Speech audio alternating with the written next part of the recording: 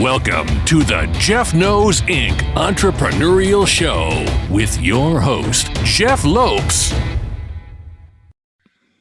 We are live in the Jeff Knows Inc. podcast. I'm your host, Jeff Lopes. Super excited to have on today, Greg Darley. How are you, brother? Good. How are you? We met through social media a few months back, and we've been connecting. I was actually on Greg's podcast a couple weeks back. So excited to have him on ours and get to know his journey as an entrepreneur, his journey as a dad. There's so many layers to this today. I always start off by our podcast by kind of getting to know who you are, what you're currently doing, and then we'll just let the conversation go from there. So give the audience a little rundown on what you're up to. Yeah, thanks. Well, we were just talking earlier. I'm married to Betsy. We're coming on almost 17 years now, which is crazy to think about. It's like, wow, it flies by. We have 3 kids. They're all under the age of 10. And so it's just a very active, crazy full season right now. For work, yeah, I mean, I've been an entrepreneur for, 20 years, basically right out of college, had a few different jobs, but there was always, an idea, I'm, always peddling in ideas and pursuing things. And so I started a nonprofit in my 20s on the side that led to full-time job. What's put in your head that started the nonprofit? It started with, when I first became aware of the issue of human trafficking, it just floored me. And I realized, wow, this is just incredible, just terrible darkness and evil. And wow, I wanted to do something about it. And, most people are like, hey, who's helping and how can I help? I'm thinking, of course, I'm just thinking, I need to start something, that's just my default is, hey, let's start something. And so started that and that really, my journey, honestly, when you in the moment, because this was always the sort of tension within a marriage and within relationships. And maybe I think there's probably listeners that will get this, is that in the moment, there was a lot of, so what are we working on now? And how is this connected? And for me, there was always, this is connected to this. And then, when you zoom out, it's like, oh, there's a clear kind of path and progress and progression that you see. In the moment, it just looks like you're flying all over the map, right? So it's like, hey, I'm starting this nonprofit. And then for, dealing with human trafficking or trying to stop human trafficking. And then that kind of morphed into really a leadership development. So one of the issues where it's like, wow, there's just not enough leaders really know about, this issue and how to deal with it. And so we kind of shifted more towards leadership development.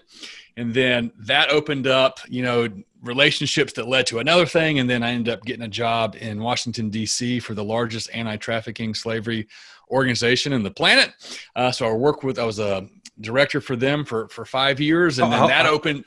How old were you then when you got hired by them? Early 30s. So probably 30. I'm gonna dive back for 2 seconds. This is something it's close to me and it's something I have a lot of interest in. So I didn't know that part of you.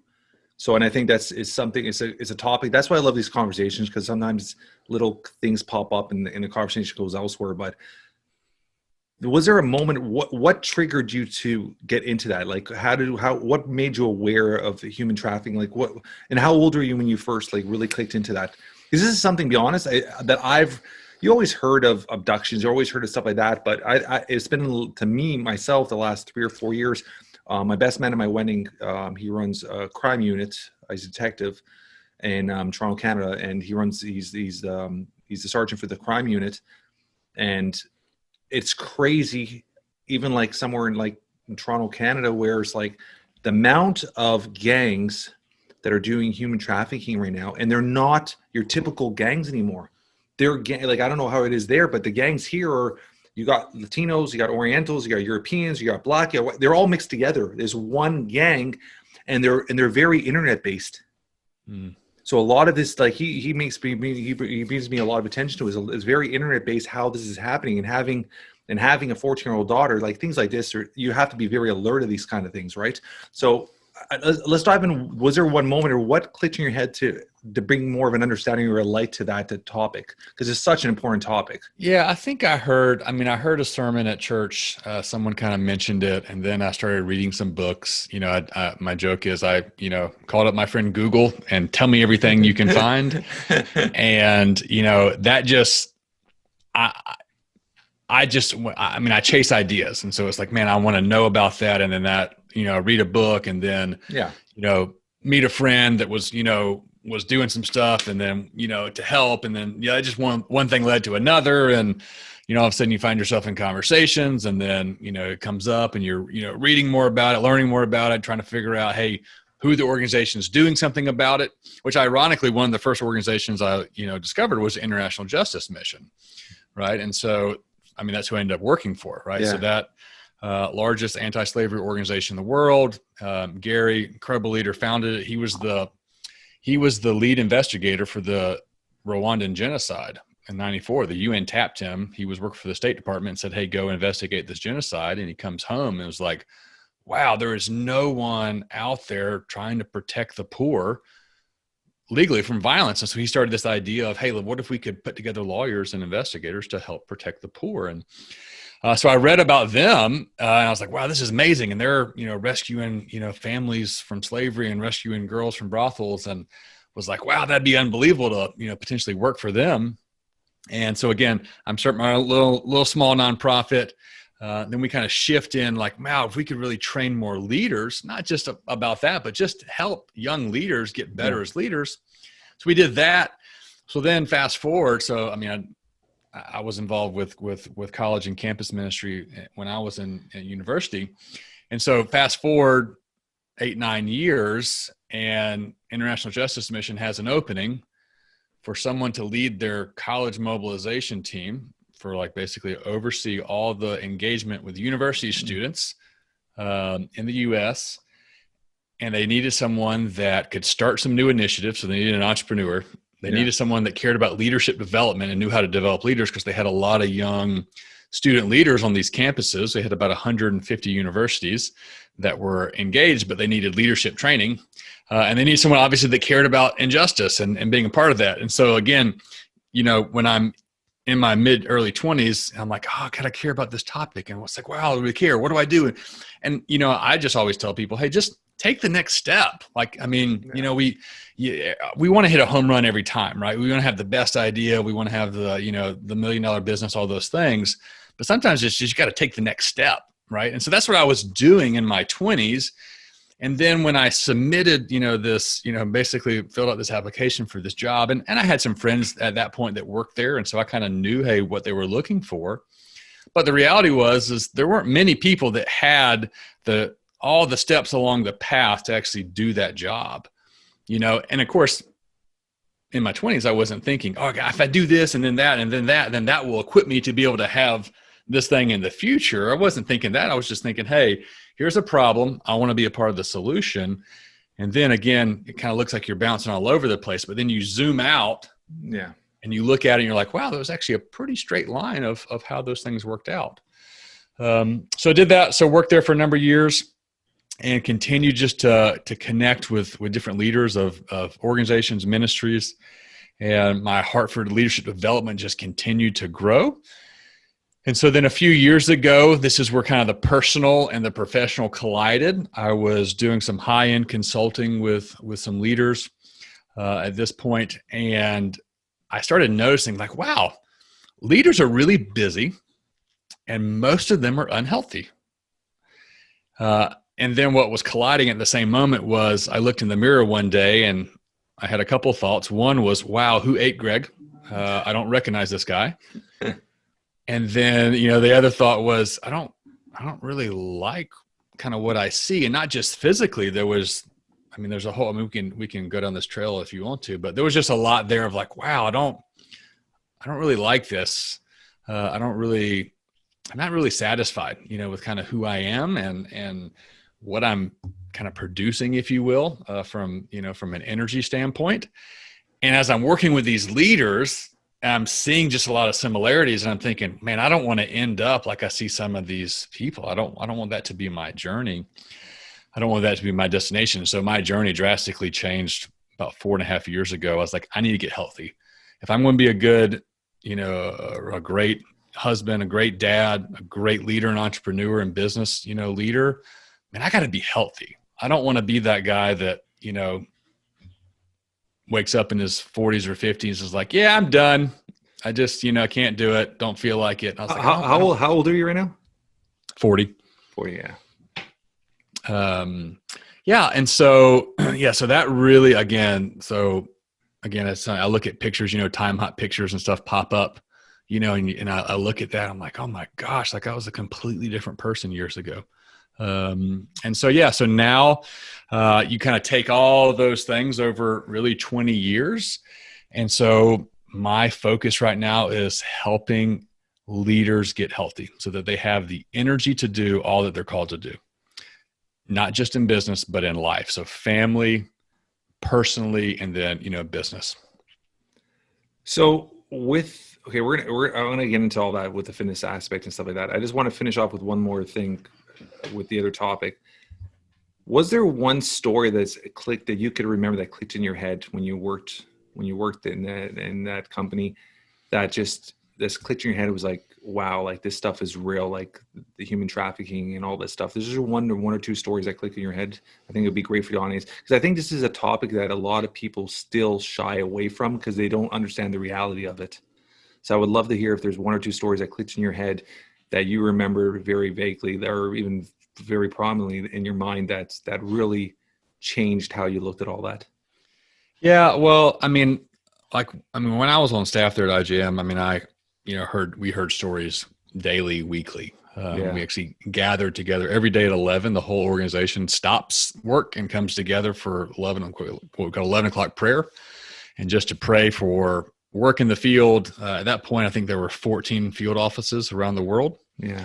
About 600 employees. And so, every day we gathered and people would say, hey, we need you to, this is happening in, Manila, or this is happening in Bangalore, or this is happening in, Dominican Republic, or wherever else we were working. And so, we heard stories constantly. But, the two kind of things stand out real quick. One was my very first day when I was there. Again, my wife and I, we'd lived in Georgia and South Carolina, basically our, whole marriage. And we moved to DC, a little out of our element. And my first day, I'm sitting in 11 o'clock prayer, and the office where they are, I could look out the window and I can see the Pentagon, and I can also see the Washington Monument and the Jefferson Memorial. And so that's kind of the backdrop that you see in DC. And I'm sitting in the very back, and someone stands up, hey, would love, to, and they start kind of sharing some details of an ongoing case. So this stuff is never shared publicly until usually months later, until stuff resolves, because these are active investigations, active, criminal, stuff. And basically, like, I'm sitting there, and, I don't really know many people yet. And I'm looking at, again, it's like, oh, I saw the Pentagon on a field trip once. Yeah. And they start talking about this brothel that, they're investigating. They've tried multiple times to basically, go in and find stuff active, be able to arrest people. But the guy who owns it has paid off like all these, like local officials. And basically he's like this gangster. And it's like, I'm listening to this stuff, and it's like this, I'm looking around like, this is just blowing my mind. This is crazy. And people are just like, yeah, like, man, this is, it's like, this is just everyday stuff. It's like, wow, it really is just like everyday stuff. It's just, it blew my mind, but it's like, no, this is really how, a lot of it works. So that was my very first day. I always think about that of like, wow, like, don't let that shock wear off, right? It's like, man, remember that, because you do get to a part, and after years of being around it and talking, and I was blessed, and also, sometimes I look back, it's like, man, it was a blessing, but sometimes I think I might have some emotional kind of scarring from just hearing some of these things. Like I'm not at this point now. I think I expect the worst out of people. Maybe that some of that just, you hear, hear the most evil things. And so like, I have to really work on, okay, let me look for the good in everything. But man, you just hear terrible stories. And, I got to go to the field 3 or 4 times and actually go visit our field offices and meet with the undercover investigators and meet with those that were, doing this work. And we went out, and a couple of things stand out from the field was One, we drove through the red light district in one of the areas of I won't say the country, that we were working on, working in, and we were driving, slowly kind of through this area with one of the investigators, and he was kind of pointing out like, hey, that's the place we're investigating, or hey, we did an operation 2 years ago at this place. And you saw a number of older white males walking down the street arm in arm with very young, dark haired, dark skinned, girls from that country. And it was just like, oh my gosh, like you just want to get out of the car and just beat the crap out of someone. And I know that's not probably going to solve anything, but just, oh my gosh, I cannot forget that. And then the other thing I can't forget is, because most slavery is actually not, most slavery is not like sex trafficking and sex slavery. That's definitely prevalent, but a majority of it is forced labor. And so spent some time in another country where forced labor is, it's massive, millions and millions and millions of people forced into basically working without getting paid. And we went to this brick factory. And so it's just crazy of just how this works of, they make these bricks by hand. And so they enslave entire families to make bricks for 14, 15 hours a day in the 100-degree weather. And I had heard stories from our team about, hey, we did this investigation and we figured out, hey, there was people enslaved in this brick factory. And so, hey, we're going to work with the police. But when the police got there, everyone was gone and the slaves, the families were hidden. And I used to think, I don't understand. What do you mean? I think, hey, you go to a factory here, you're going to see them running out the back door. Well, man, these facilities, they're massive. They were 3-4 square miles. It was just crazy. We drive on this property and just this massive complex. And it's like, oh, wow, that makes sense now how they can, hide and escape and just, but we sat there and they, this brick factory that we visited was actually owned by a Christian man. And he had been working with our team, just helping. And so we were there, he was there to basically show us, hey, this is, what the actual work is like. This is, what a typical facility would look like. And so we got to make these bricks by hand, and just I actually have my brick back here. That's actually the brick that I made sitting right back there. And so, but I'll never forget just we did that for about 20 minutes with our team of students, and you're all muddy and dirty and smelly. And it's like, man, they're kids as young as 5. It's crazy, huh?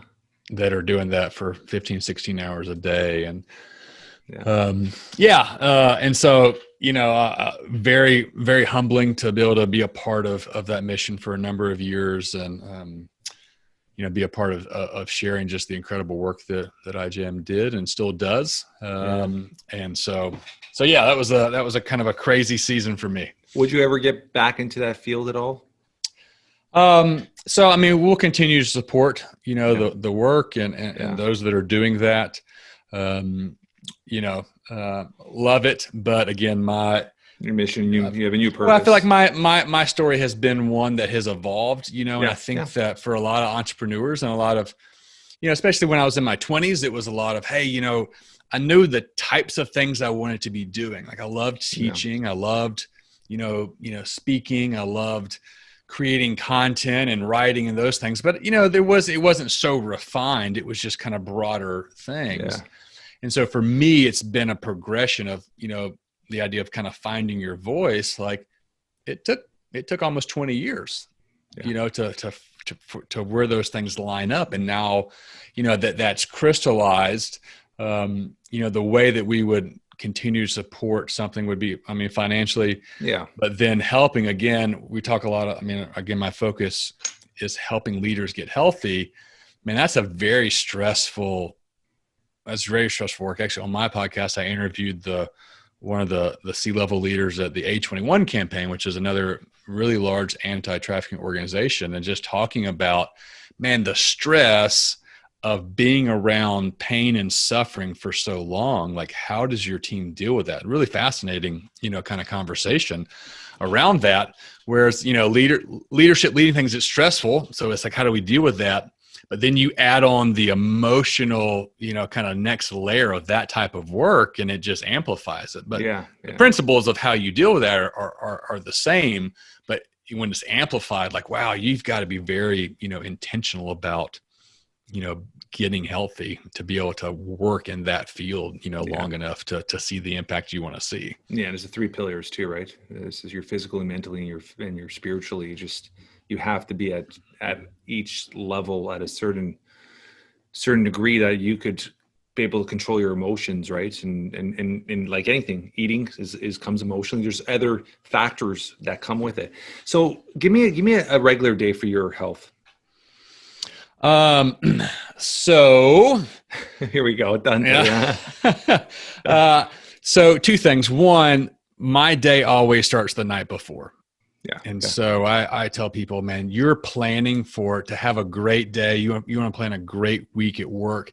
It actually starts the night before, because your energy my energy for today started with the steps I took to get good sleep last night. So I've been obsessed with perfecting as close as I can my sleep over the last number of years. So I've spent an embarrassing amount of money tracking and trying things to improve my sleep, because I figured out, man, when I could get really great quality sleep, my work, my energy, my focus, my attitude the next day is just night and day when I don't. So I typically go to bed at between 9 and 9:30 every night. I don't eat 2 hours before I go to bed. I try to, screens are off an hour before I go to bed. I wear my blue blocking red sunglasses, which my wife makes fun of me for, to try to block all blue light, because that just jacks with my sleep. And it really jacks with most people, so they just don't realize it. Yeah. I cut my chili pad on about 9 o'clock to as cold as possible. And so this is it's basically you put this thing under your mattress, and it's got these small tubes of water that circulates through, and it can change the temperature. So I like it as cold as possible.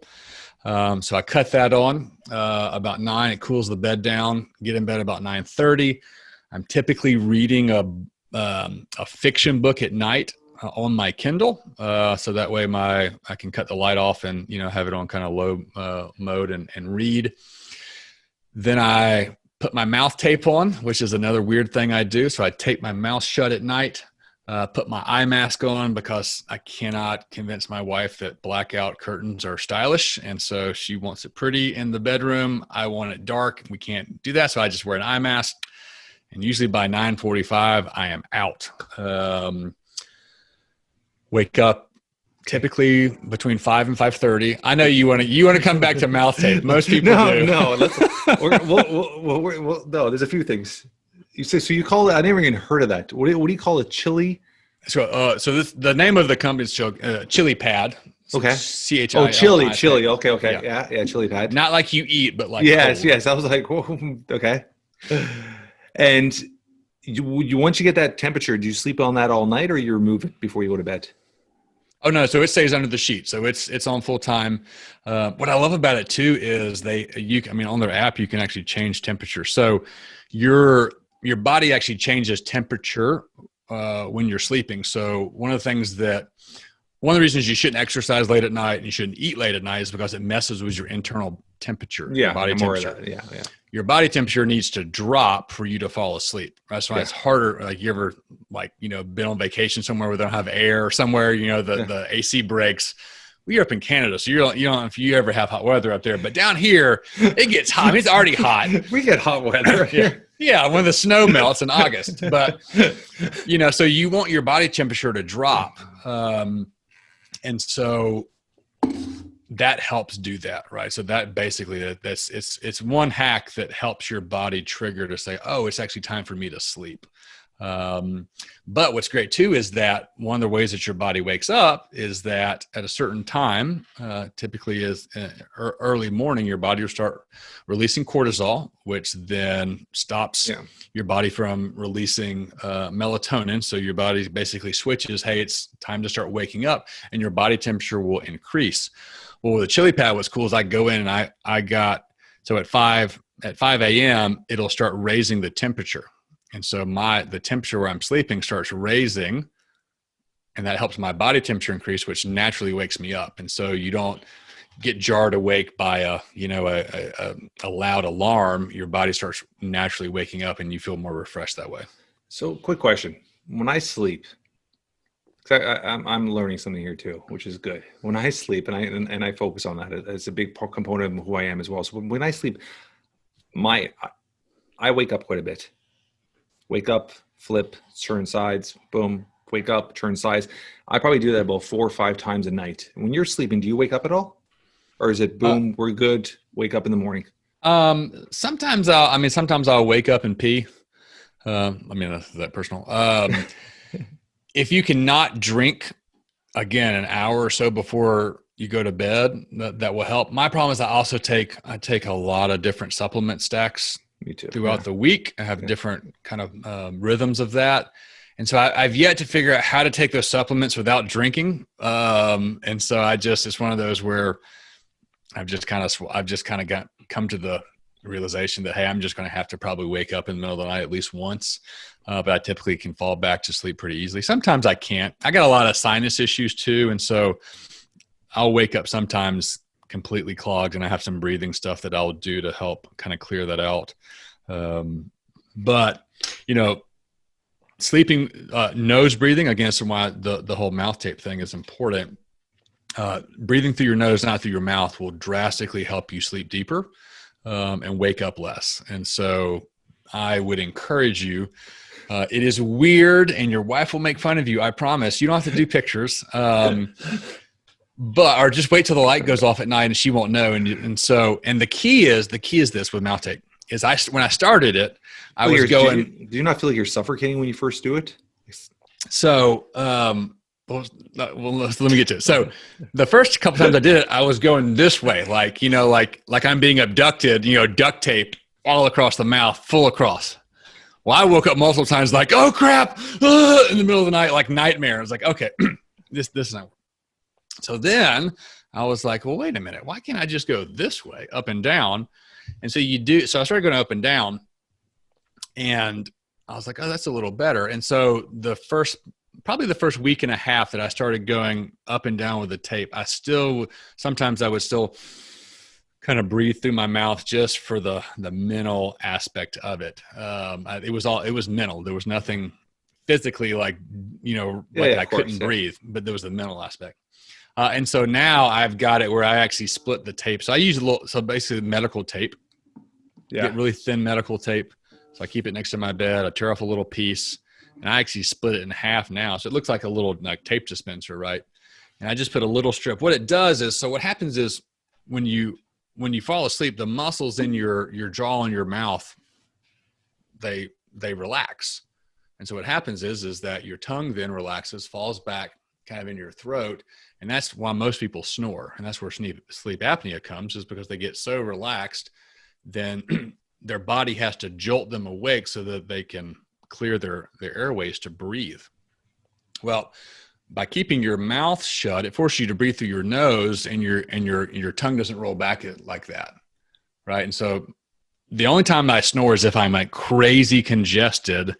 And my wife would be like, hey, you snored a little bit last night. It's like, yeah, because I woke up and I can feel my nasal passages are just completely blocked. But other than that, you don't snore. Plus, you get much better deep sleep because breathing through your nose and breathing through your mouth do two completely different things to your nervous system.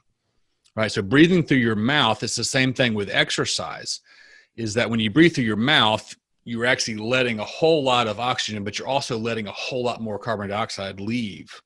Right. And so you want a good balance of that. But when you breathe through your nose, it actually activates your parasympathetic parasympathetic nervous system, which is your like the rest and digest, right? So this is what brings calm.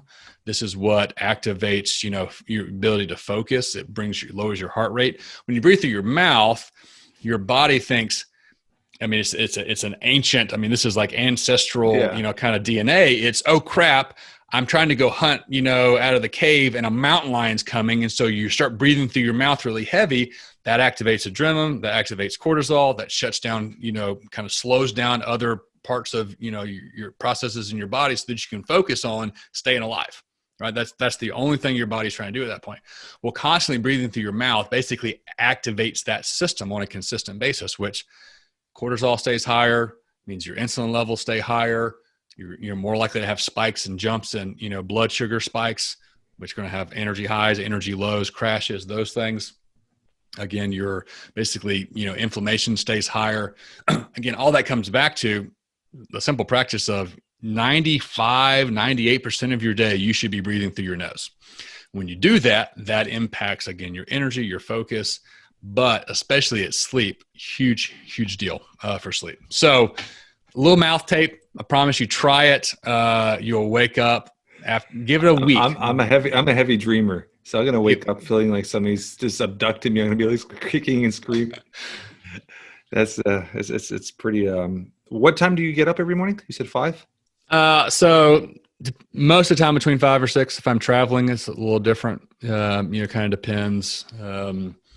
My wife and I both kind of work out of our home or from a hotel room. So sometimes, we have to have a fluid schedule, but my best days start with, I wake up in the morning, my morning routine, like my habits are going to be drink some water first. Sometimes I'll put a little lemon, a little salt in there. And then lately I've been trying these hydrogen tablets. So I have hydrogen water in the morning, helps, again, lower inflammation. It just helps hydration a little faster.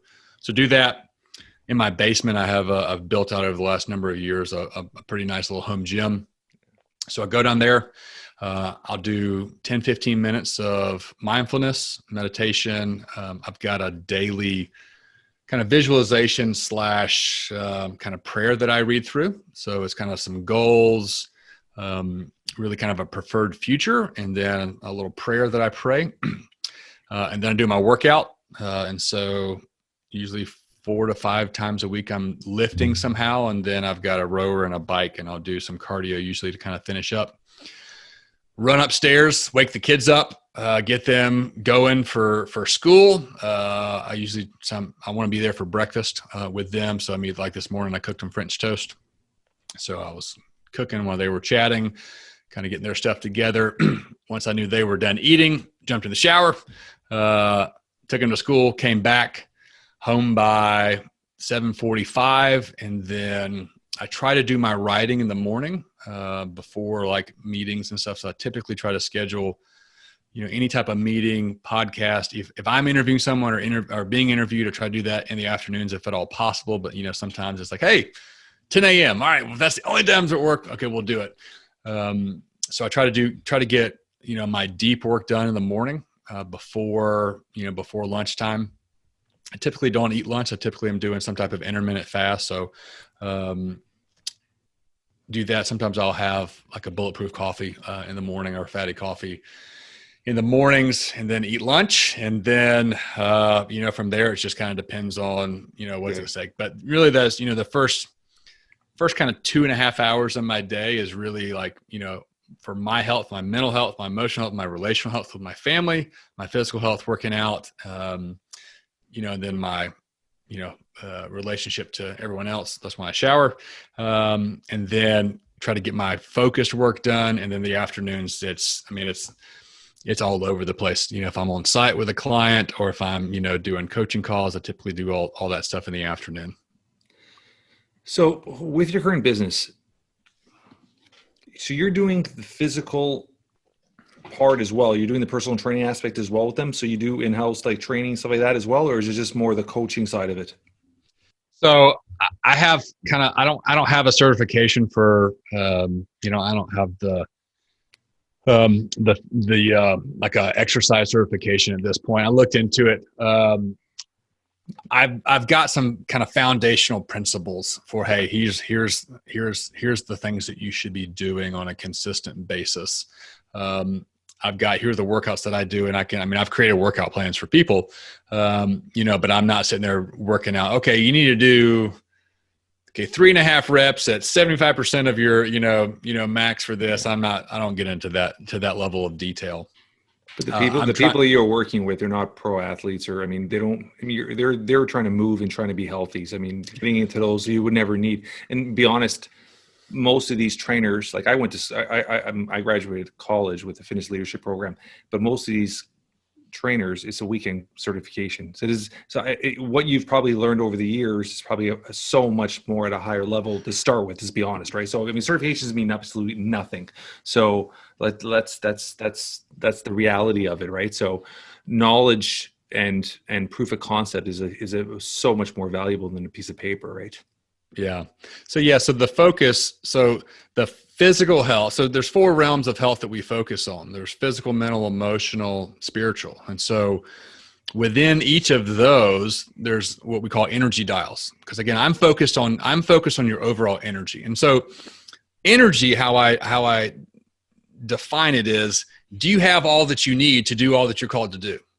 Yeah. Right. So energy is not to be confused with charisma, right? So charisma is like, hey, everyone, I'm on stage and I'm wow, and I got lots of, energy. That's charisma. Energy is, again, do you have in the tank what you need to do? So for me, energy is, do I have the relational and emotional capacity to engage with a 10, 9, and 7-year-old in the morning while they're getting ready for school? Do I have the capacity to, juggle that, family responsibilities, job responsibilities?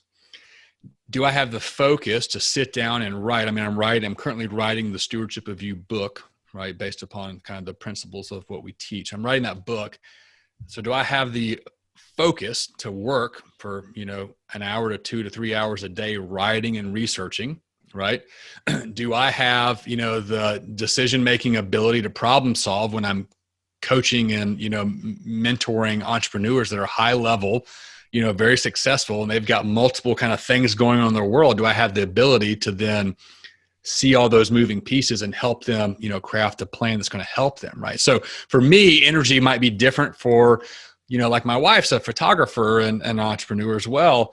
So for her, it's there's the creative side. I have to be creative, but she's got to be really creative, right? So energy for her, a big part of that is going to be creativity, right? So looking at, what do you have? So with each of those 4 realms of health, we call these energy dials. These are things you can turn up or down that influence your level of health in that area. And what's really crazy, and this is why I love this so much, especially working with leaders and business owners and entrepreneurs, is that they're overlap, right? And so there's a piece of this where I think this is just part of the humanity's fall, is we like to compartmentalize. We like to kind of, hey, this is over here and this is over here, and they're not related, right? It's like, no, my stress at work has nothing to do with my stress at home, and it couldn't be further from the truth. Yeah, there's so much overlap, right? So physical health, and this was my journey. My emotional health and my mental health was taking a massive hit. And a lot of that had to do with my lack of physical health. Yeah. Right. So I was suffering from anxiety. I had just crazy stuff going on in my head. And part of my process of healing was realizing, wow, what I actually put in my body, what I eat, what I don't eat, what I skip, the supplements I take, or the nutrition that I am not getting, has a massive influence on my mental state of mind. It was crazy for me. And that was what really was a big change for me. Was it started with the physical, and then that bled into and really was a domino to find success and health in other areas of life, right? So you've got all these, they overlap, right? So that's where, with people, that's, when I start coaching someone, it's not, all right, here's your workout plan. It's, where are you at? Let's assess where you're currently at. Where are you trying to go? And then, hey, what makes sense? Because, a lot of entrepreneurs, right? They're type A, they're hard charging, goal driven, it's win or bust, that's kind of the deal. Hey, give me the medal. I want to, cross the finish line first. Right. So they're hard charging. Right. And so sometimes it's realizing, hey, doing CrossFit 5 times a week might not be the best thing for your health. because there's a massive difference, and you know this, between fitness and health. 100%. I mean, they're massive. I mean, some of the studies, right, on like long-term triathletes and Ironman athletes and stuff, talking about, wait a minute, these guys can run Ironman, but they have a 7 times greater chance of getting heart disease. It's like, whoa, wait a minute. Yeah. There's a massive difference between health and fitness. And so, what's your goal? Well, hey, if you want to win a Spartan race, or you want to win an Ironman, okay, well, let's put a plan, but let's make sure that doesn't torpedo the other parts of your life you're trying to win at. Yeah. And so I know you probably do that too with talking about coaching dads and entrepreneurs. It's, hey, you don't want to just be successful in the business. You also want to be successful at home. But if you're giving 95% of your energy to the business, you're giving your family what I call leftover energy. That's actually one of the things I say to myself every morning. I will not give my family leftover energy. So I want to make sure at the end of the day that I've got enough energy and enough, emotional connection that I won't give them leftovers. They're going to get good energy from me, right? So all those things we can't compartmentalize. And so that's where, again, we look at the overlap of those 4 areas, and then we look at these 8 energy dials and say, okay, what can we turn? Because some of it you might be completely, just missing or totally, just ignoring. Yeah. Right. So, I mean, like, sleep, maybe that's an afterthought. Well, man, hey, if we can turn this energy dial of sleep, look at the impact it's going to have on your mental, your physical, emotionally. I mean, there's a crazy study on sleep that I read that was talking about basically how layman's terms, they looked at the difference between a person's ability to like read social settings or like social or, interactions. And they looked at basically their ability to do that based upon how much sleep they were getting. And so basically it's like not getting enough sleep. What happens is part of your brain that is able to read like people's facial expressions and really understand what's happening in that, in that moment drastically goes down. And so decision-making tanks when you don't get enough sleep, right? That's why you make emotional decisions. Yeah. And so it's, the joke was like, maybe Michael Scott in The Office was just perpetually tired, right? Because he never could read a situation the right way. I mean, that's what made it funny. Yeah. But think about us as, entrepreneurs and leaders or coaches or whatever it is that you're doing. Not getting enough sleep actually handicaps your ability to perform, to read the room and perform, right? And so if you're giving a presentation, or if you are doing a sales pitch, right? If you're an entrepreneur and you're trying to raise, VC, the single best thing you could do the night before is not go over your pitch one more time, is get 8 hours of sleep. Don't go out drinking. Do that after the fact. The night before, man, do whatever you can to get really good sleep. The science is just is too hard to ignore. Yeah, sleep and hydration, so valid.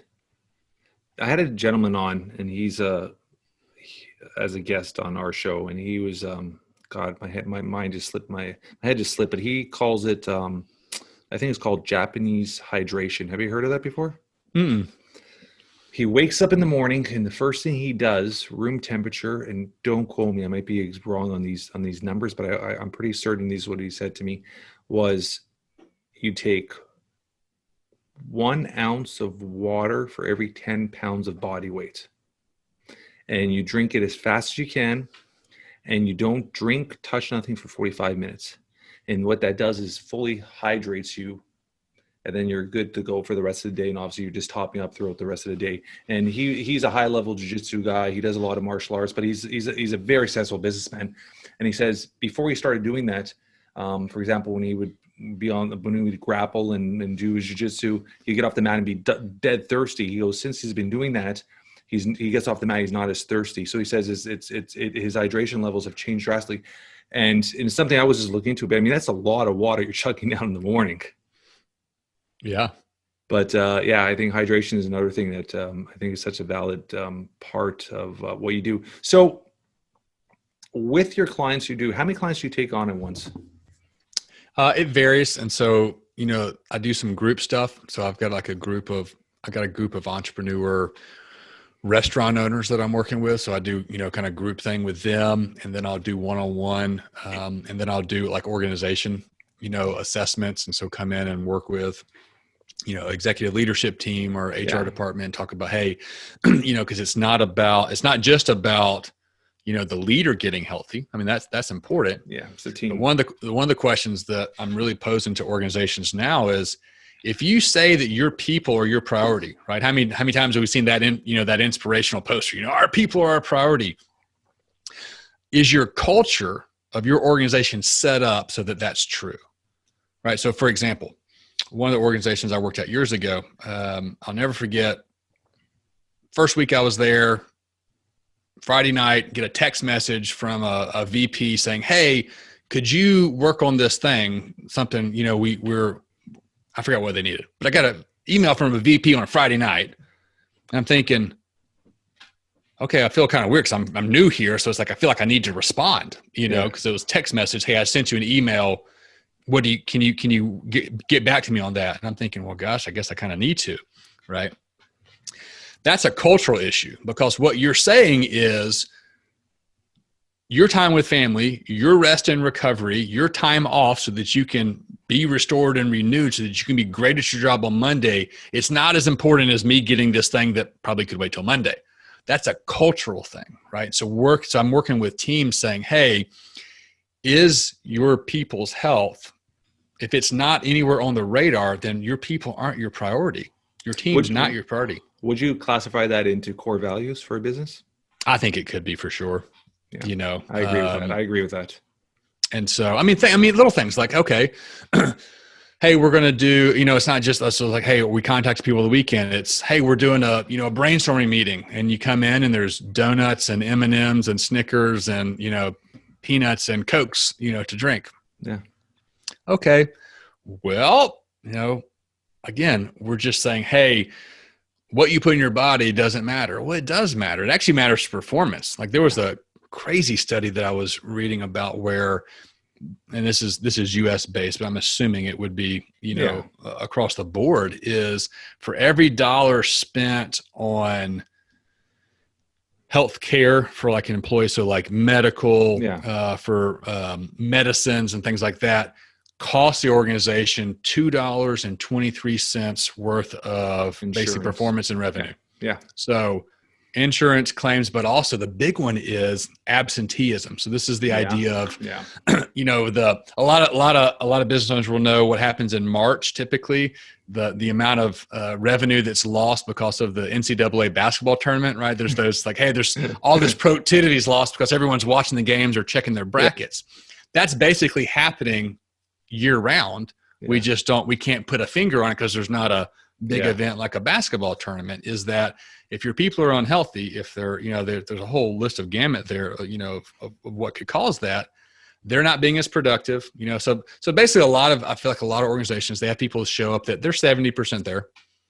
I wouldn't even say less than that. I would even say probably closer to 60, because we have staff here, so I do see that. So yeah, I agree with that 100%. And it's something as an organization, you just keep the flow going, and it's something that if it's not brought to your attention, you just let it flow. So yeah, I appreciate that. I'm going to ask you two questions. Superpower. If you had a superpower, what would it be? That's funny. Me and my wife actually had this conversation. You did?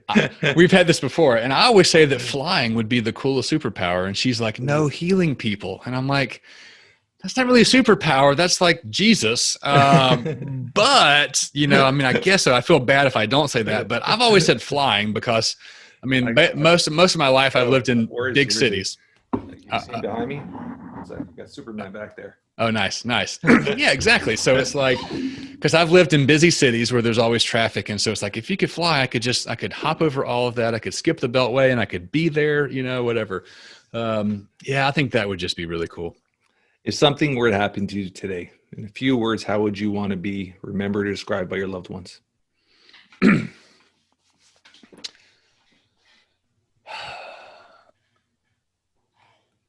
Caring. Like I want my family to know how much they mean to me.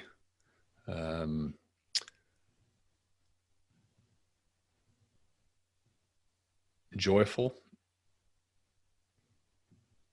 That he cared about things that actually matter.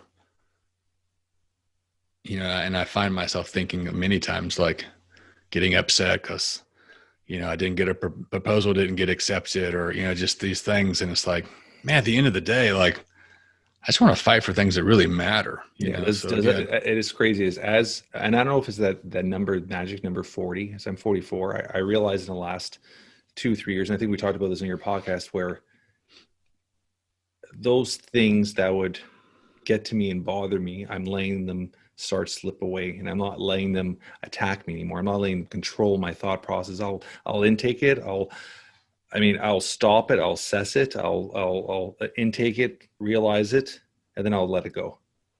Because you can't, I realize there's so much more, Greg, is you can't control your past. So why are you going to linger on it? You learn from it and you move on, you move on. Because the minute you stop and you're focused on it, it's just time's going by, and you can't get that time back. So I have that mindset now where it's just, you take it, you intake it, take a deep breath, visualize it, let it in, realize what just happened, reassess, and then go. Or if something triggers me, I'll before I react, I'll try to take a deep breath, assess the situation, don't overreact to it, and then go. And for parenting, for everything, right? I mean, being your partner, your wife, your spouse. I mean, it's just things like that. It just it brings that level of calmness down when you can be able to take control of the situation and just intake it first. Don't react to it. And I think that's the biggest thing. And I hope it's also just a level of just getting more mature and growing up too. But that's what it is. I think it is. It was to me, it was that magic 40. I don't know what it was. It was around that 40s where I started to, you could call it mature. I think that's exactly what it is. Where you start maturing, you start looking and assessing things differently, right? Yeah. Well, I think too, some of it is, was in your 20s, you're trying to figure out who you are. So you're trying to impress people, with stuff you don't have and stuff you don't know. In your 30s, you're kind of, trying to figure out, okay, I know who I am now, but I'm trying to figure out who you are. And then in your 40s, you're like, I don't really care what you think anymore. Like, here's what I'm called to do. Here's who I am. I'm not going to waste my energy now worried about what this person, I wasted a lot of time, a lot of energy in my 20s. Man, I wish that person would recognize me. It's like freaking middle school all over again. It's like, I think now you just realize, I don't care. Like, sorry, neighbor, my yard doesn't look as good as yours. I don't care. I'm out here podcasting, trying to reach leaders. That's where, if you want to complain, this is where I'm at. Come find me. I just think there's a level of you zone in on what's important. Exactly. I feel confident in my calling now. Yeah. Whereas I think, part of that finding your voice journey is, I just think that's why there's insecurities, because in my 20s, I just wasn't confident. It was like, okay, I kind of like this. I'm drawn to this. I'm interested in that, but there was not a confidence in calling like there is now. And I just think some of that's just, you earn that through time. Yeah. I appreciate that. I love that. This has been a great conversation. We just hit an hour, and we probably could go on for a bit longer. I appreciate you, brother. I appreciate you coming on. I appreciate what you're doing. Where could our audience find you? Yeah. GregDarley.com, GregDarley.com. I do free assessments for leaders, so if people are like, hey, I'd love to get my energy up, whatever, man, hit me up. I do conversations. And then, podcast is Stewardship of You. So you just search Stewardship of You.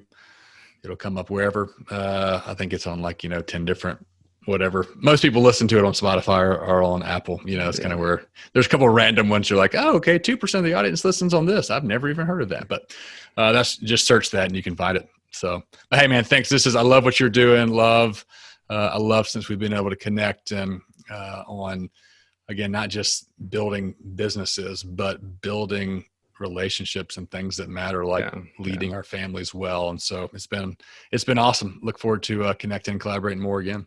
Appreciate it, brother. Thank you so much. All right. See ya.